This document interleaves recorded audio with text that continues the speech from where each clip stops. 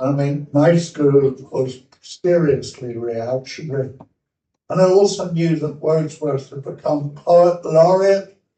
That hardly suggested any radical connection whatsoever. But lo and behold, what do I discover? That he and his sister Dorothy were great admirers of Burns. Why would that be? Well, they were from the Lake District. And that was, literally within sight. If you went to the top of Skid Row, you could actually see Burns's homeland in Ayrshire. And Burns, apart from his politics, wrote in the vernacular about real people in the locality. He was also a nature poet. And those were both reasons why he appealed to Wordsworth and his sister. And indeed, they acquired a copy of the first Kilmarnock edition of Burns's poems.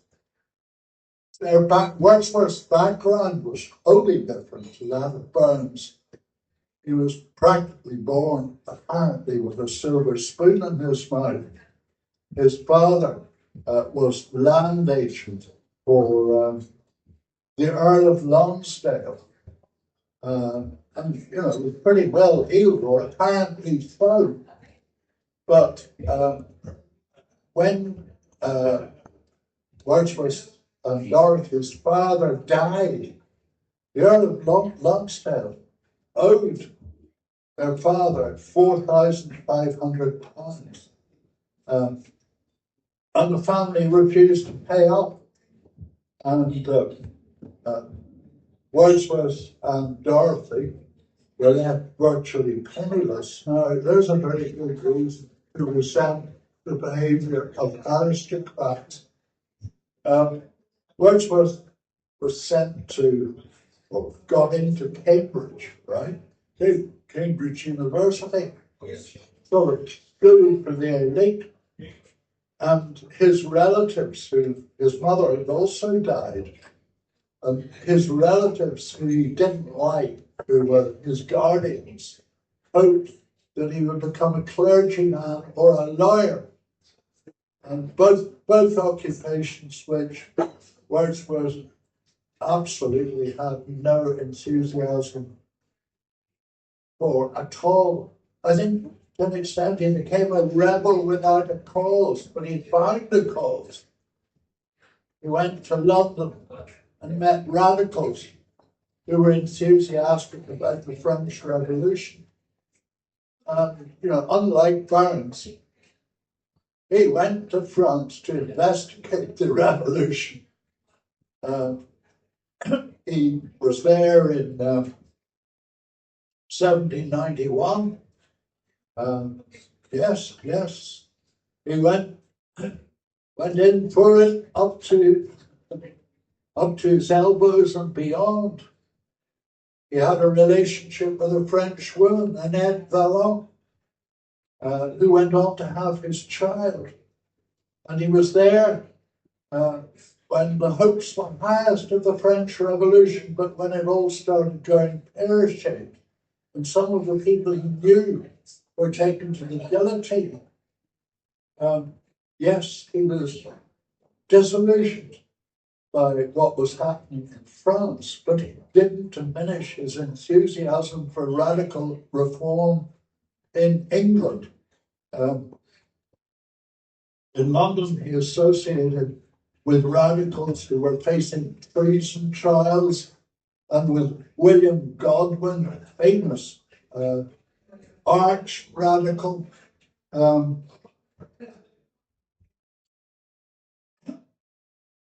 In 1794, he had plans with others to form a radical magazine.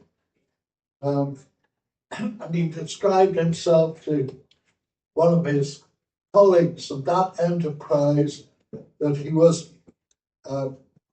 one of those odious, that he was one of those odious people called Democrats.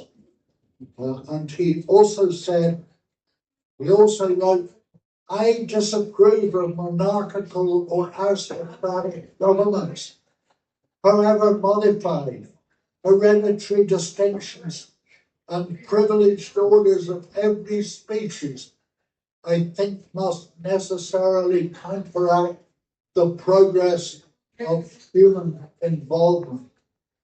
Hence, it follows not amongst the admirers of the British Constitution. And that was more categorical than anything Burns actually wrote.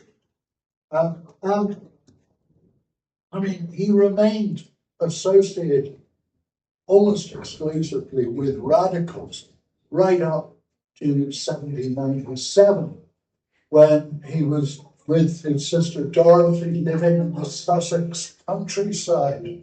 And all the people who visited them were some people on the government's hit list. And so the government had agents spying on this country dwelling of theirs to see who visited him and to try and implicate him in the conspiracies that could possibly lead to a prosecution for high treason. Well, he escaped, and bit by bit his views mellowed, and indeed perhaps he became a conservative. It was helped in 1812 when he got a job as the distributor of stamps in Westmoreland, worth £400 a year. And, with a job like that, you actually couldn't rock the boat. It was a bit like what happened to Burns, who got a job with the customs late in life, and, was relying on his income as a customs officer, actually quite a hated occupation in Ayrshire.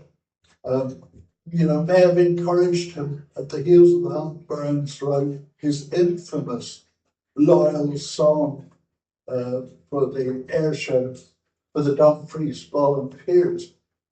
Well, I don't think Wordsworth ever wrote anything quite as contentiously loyal as Burns's ode for the Dumfries Volunteers. So it's a strange thing to find that this guy, who was a nightmare during my school days, was actually quite a serious radical in his day. So there you are. Thank you very much. Yeah.